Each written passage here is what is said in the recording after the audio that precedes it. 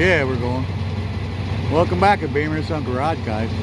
We didn't get to finish up yesterday with our Procter & Gamble tow. We got out there and got that thing hooked up. It was a cool little Ranger with a snowplow.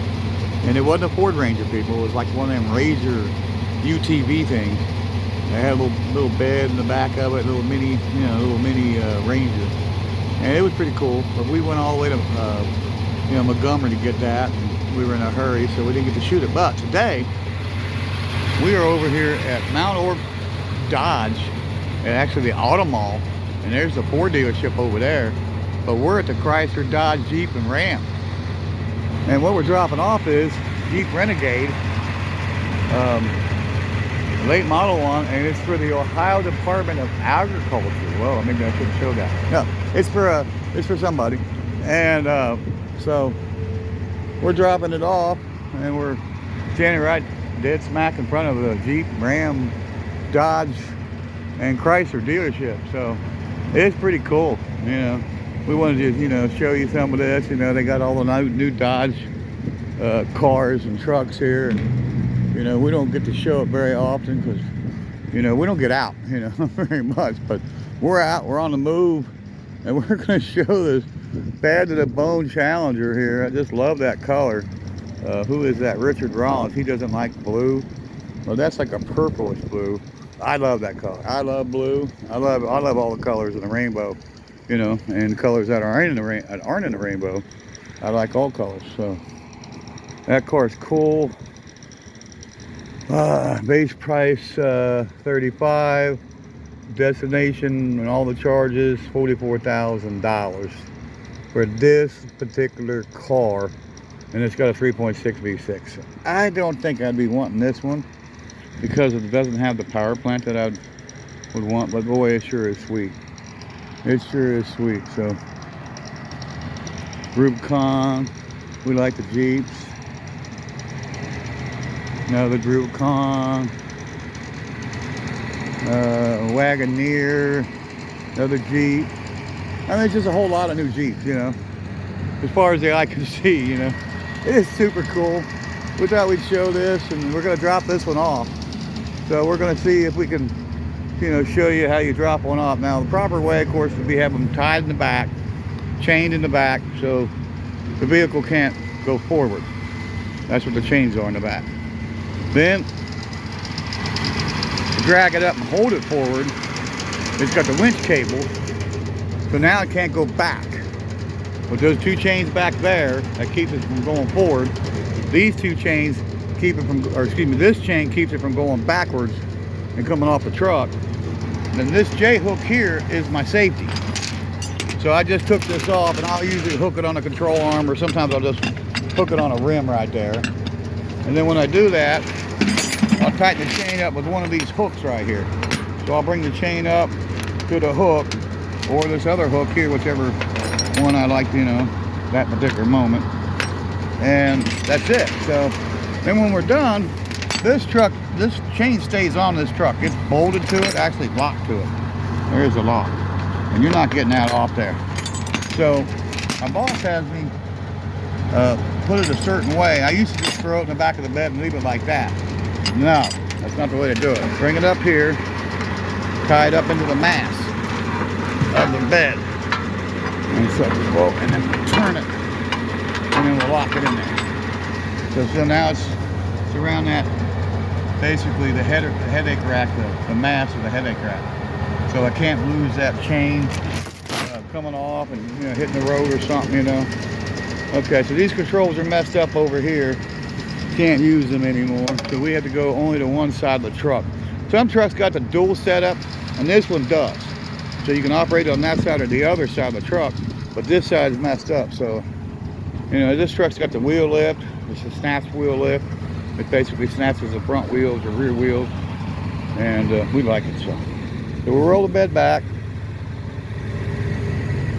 and we'll stop right there, and then we'll tilt. We'll tilt the bed. So we'll tilt the bed up, and we'll roll the bed the rest of the way down. The reason we did that, we put that on the ground. So now the truck can't flip over backwards. That's why we tilted it and didn't roll the bed back too far, because then you can do a wheelie. And Barry doesn't like to do wheelies. So before we get too far, we'll release the winch, and now we'll let it roll back just a little bit, then we'll unhook our chains back here. Normally I don't have it at such an angle. Unhooked it back here, so let's see. Let's roll it back up some.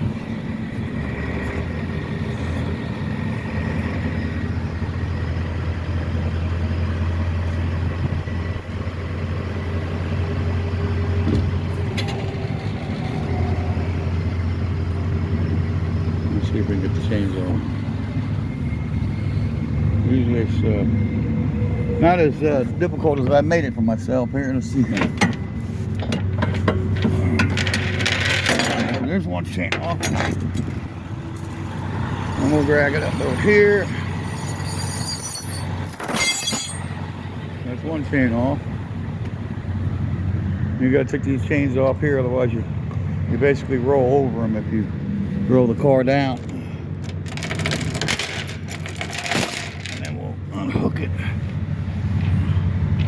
in there. Sometimes they get stuck.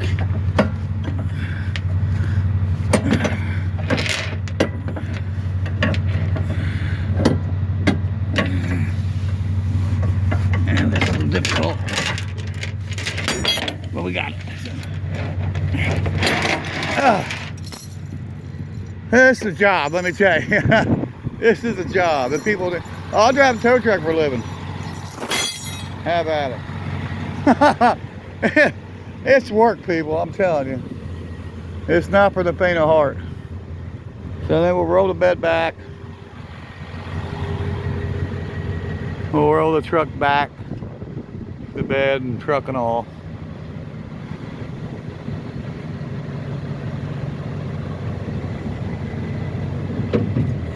And we'll tilt.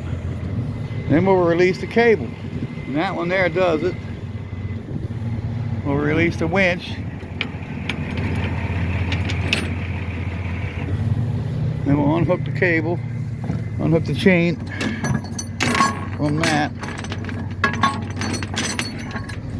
And that's not usually a big deal, but I'm having a little difficulty right now with one hand.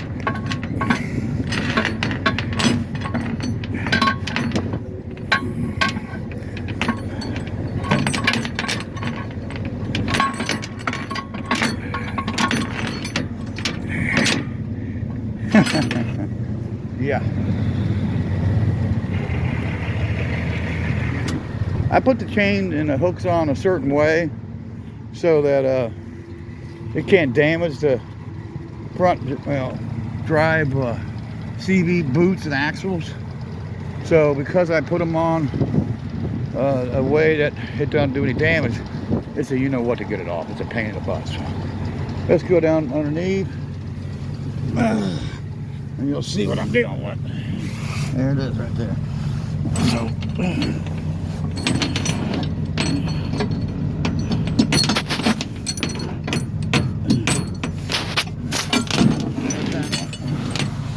and then one over there. And that's what I mean by work. You know, this is not for the faint of heart. This is not for the weak. This is a job. So if you don't like to work, this may not be the job for you, buddy. Okay. So now we gotta get this one off. And it's difficult. And we got it. Okay. Oh. Okay. So now we're on hook. So then we'll get in the car. And we'll, there's a couple ways you could do this. I could have rolled it back.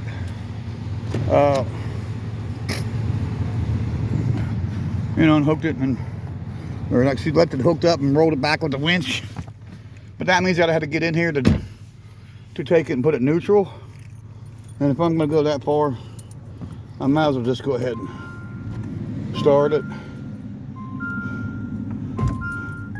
Let me just back it down off here. And there. And I killed it, shut it off, backed it off, and it's off the truck. So there you go. That's how you remove one off the rollback. You know, this is a famous bounty hunter, the dog. So, you know, we even got the dog right there. You can still see it. And they used to say, we don't want an arm and a leg, just your toes. Legendary. What he used to say on the headache rack there. So then we'll roll the bed up. We'll roll the bed up on the old bounty hunter.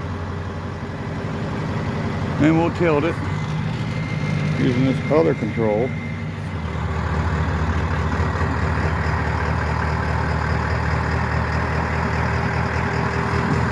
And we'll roll the bed up. Yeah, I haven't shot a live action shot with this truck. You know, never dropped one or hooked one up on the channel. So there you go, people. We gave you some live action. We gave you some content that you could see, you know, what it's like just to unhook, you know, vehicle on a rollback.